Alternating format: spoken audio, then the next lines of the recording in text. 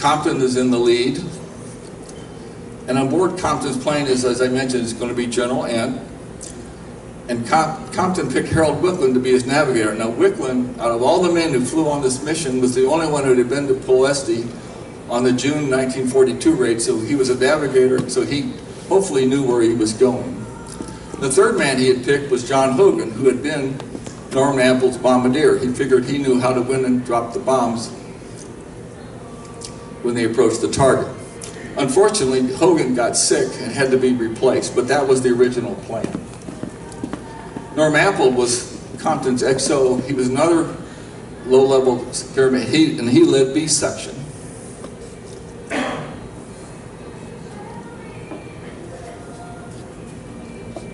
Whoops.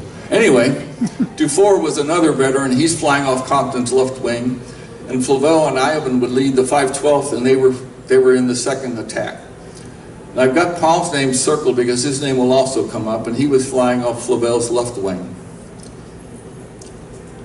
And John Ramey is in Holt's plane, and that's where he is.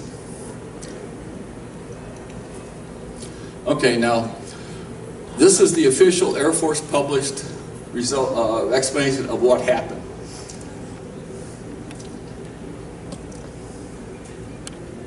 Oops. Well, I had a picture of the excerpt of the cover. It's an Air Force study. It's available online from the Air Force Historical Research Agency. It's a description of the August 1st, 1943 mission, and it was published in June of 1944, not quite a year after the mission, but while the war was still going on.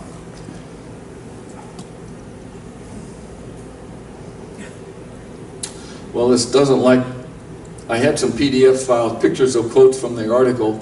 The first one, what the article says is Compton, who was supposed to be in the lead airplane, decides at the last minute that he's not going to lead the formation, he's going to make Flavel be the lead. So consequently, the 515th Squadron retreats, and the 512th moves forward, and Flavel is now the lead plane. That's what the article says happened. Now it doesn't mention that Ent is in Compton's plane, and what Ent thought of Compton suddenly decided, well, I'm not going to lead the formation. There's no mention of what Ent might have said.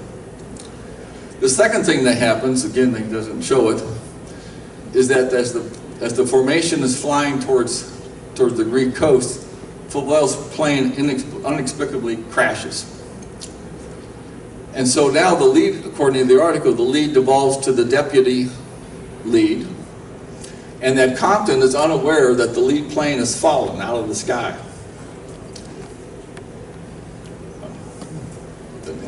And that, okay, he's not aware. So again, looking at the formation, Flavel crashes, but what it doesn't talk about the fact is Iobin leaves the formation and goes to find out if there were any survivors in the ocean. Now, Iobin's crew was a lot more experienced than Palm's, and one would have thought that if Compton really put Flavel in the lead, he would have told Iobin that if anything happens to Flavel, you are now the lead. Apparently he didn't, and Iobin leaves the formation, and Palm is now leading according to the Air Force. And his navigator is on his second mission. Okay? Now, another thing, I would have thought, and I've read this also, that Iobin should have been court-martialed for leaving the formation at all, but he was never charged. He drops down, looks to find out there's no survivors. There are no survivors. By the time he climbs back up to altitude, the formation is long gone. He turns around and heads home. Okay, Palm assumes the lead. And I call this the first leading from behind for Compton. Okay, now, this is another part. According to the report, as the group approaches the navigational point before the final IP, Targa Vista, Compton, for whatever reason, misidentifies that navigational point as the initial point, and he orders the group to turn. Now the article also talks about the fact that the 512, since it's now supposedly in the lead, the planes are already past Targa Vista, so they're still flying, and Compton turns the rest of the planes. Now, when you're in formation and the lead plane turns, you turn, even if you think it's incorrect. So here's what happened. There's the planned IP, I know I'm not pronouncing it right, Floresta. They're approaching Targa Vista on the flight path, and Palm and the 512 are already passed. And according to the Air Force, Compton breaks radio silence, which they have been maintaining throughout the entire course, and he orders the group to turn. So here's what actually happened then. Trailing close behind the 376, the 93rd felt it had to turn also. Maybe there was something they did where they weren't aware of. And as the 93rd starts approaching Bucharest, they realize they made the mistake because Becker looks out his left window and sees the smokestacks and says, "Our target's over there, boys." And so he turns, the 93rd makes a left-hand turn and starts heading towards the target. Now he knows he can't get to his assigned target because he's not sure exactly where he is. So he's just going to take out whatever target he can find. A little bit later, Compton realizes the same thing, and so he also turns north with the 376. Again, he's not going to get to his target, but so he's going to drop whatever his bombs on whatever target he can find. Meanwhile, there's three groups behind him. Well, they had lost speed crossing the Mediterranean, so that by the time they get to this initial point, they're 10 minutes behind the first two groups, so they don't see the fact that the first two groups have misidentified the IP and have turned. They also don't see the fact that they've also now turned back the other way and are approaching the target from the south. So they proceed to fly to the correct IP, make a right-hand turn, and head towards the target. Kane is leading the 98th, so he will be the first bomb group to actually approach the target, and he thinks out loud, why is my target on fire? Because his target's been bombed by one of the other two bomb groups. And oh, by the way, why are the B-24s flying at me? Because they have turned and are heading at it, and there are literally near misses between the 98th and other planes. Now, I think that what you just heard was a bunch of baloney, other than the last one. So this is what we know. Okay, Compton's sortie report after the mission says he was the lead ship at A section. It doesn't say anything about retreating, and it doesn't say anything about diverting navigation to another plane. He claims that he was in the lead. The man Hurd, who was leading the element right behind him, claims he was in the first position of the second element, and he was at same position over the target. Iovan, who's the only plane of the first, by the way, Palm will crash, I'll tell you about that later. Iovan is the only one of the first three planes that will return to base, and he says he was the second ship in the third element. So far, all the sortie reports are stacked the way the 376 said they would fly. Apple says he's in the first group of B section, and Lear says he's in the first group of the fourth section. So as far as I'm concerned, that didn't happen. The 515th was in the lead, and the 512th was following behind him. Now, what do we know about Flaubel's crash? We know it did happen.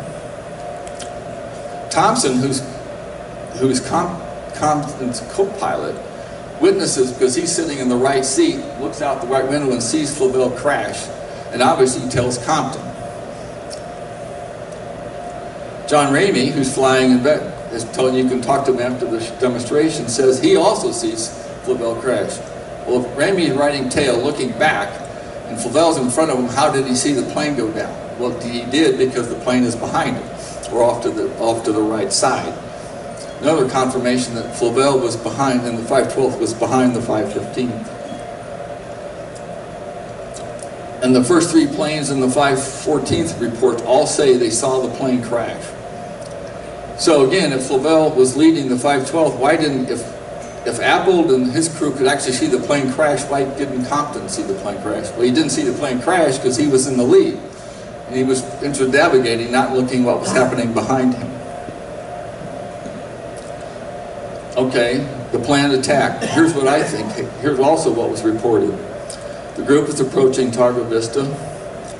Compton claims, he didn't break radio silence, he claims he fired a flare to indicate that they were in fact going to turn. So there's no doubt that Compton did in fact turn the plane. It's Norm Apple who claims he broke radio silence and claimed wrong turn. Now Apple is two formations behind him, and Apple always said, he's basically the one who coined the phrase wrong turn. Paul, meanwhile, he proceeds onto the target. His plane takes an anti-aircraft shell through the nose of the airplane and kills the navigator, and he kills the bombardier. The plane crashes, and the entire crew is captured. It spends the rest of the war as a POW. So they were never available to be interviewed for the July 1944 report because they were sitting in a POW camp. And for those of you who know about, Romania never became an integral part of the Third Reich. They maintained their own independence. So when the crews were recovered, they were recovered by Romanian soldiers, not German soldiers. And Princess Catherine was very instrumental in maintaining that the POWs would remain under Romanian control, not German control. And so she's held in very high regard by the 376 people, and I assume similar people with other groups. So, conclusion, for far as it's concerned, the 44 report as far as what happened in the wrong turn is a total fabrication, and I have absolutely no idea why they even came up with this idea. But we do know Compton's plane was in the lead, so we're left with, and that his plane did make the turn, so we're left with three possibilities. Wicklund got lost, Compton got lost, or Ent got lost. Now, since Compton had his faith that Wicklund was a navigator and that he was a very experienced navigator, I somehow doubt that number one happened. I also believe that if Compton had put his faith in Wicklund, that if Wicklund and Compton thought, oh, we're here, and Wicklund says, no, we're not, Compton probably would have relied on Wicklund's advice and kept flying on. So you're left, as far as I'm concerned, Ent is the one who ordered the turn. Now, at previous 376 reunions, I've been told repeatedly that Thompson always claimed that Ent ordered the turn, which goes along with what I just said. Now, I've never seen anything in writing by Thompson or Compton that acknowledges that it was Ent that ordered the turn. I have another source who interviewed Leon Johnson. Johnson was the CO of the 44th Bomb Group. Of the 5 bomb groups that flew that mission that day, only 3 commanders made it back. Baker was killed, and Kane's plane was so damaged that it did an emergency landing on Crete, I believe. So there was only 3 of the 5 COs that made it back. So Compton, Johnson, and Jack Wood, who was the 5th CO, were sitting around having drinks that night. And according to Johnson, Compton was livid. And according to Johnson, what happened is the plane was approaching Targa Vista and ordered the turn. Apparently Wicklund and Compton argued that, sorry sir, that's the wrong place, we don't turn here, and Ent made the command decision to turn, since he was the mission commander. Now you could ask yourself, the pilot is the supreme commander of an airplane, so Compton could have said, sorry sir, I'm going to continue on. Now, that probably would have been a career-ending decision because then Ent probably would have had him court-martialed afterwards. But that was a split-second decision. Do I disobey a superior officer or do I do what he told me to do? Obviously, Compton decided he would turn. Here's what I think happened. And I've never read this anywhere, so this is, if somebody says that's the stupidest thing you ever heard, you can blame me. You got to remember, Ent was not supposed to be in the lead plane. He was supposed to be in the 98, so he was not necessarily familiar with all the ins and outs of what was going to happen, so he had less than 12 hours to figure it out. I'm willing to bet that the 389th, when it had to peel off to go after its target, that Targa Vista was its navigational point, so it would have had to turn to the left and head towards its initial point. Ent probably got confused and figured, well, if they're turned, we turn. And therefore, he ordered the turn. Now that's what I think happened. He just got confused. He didn't know, he wasn't that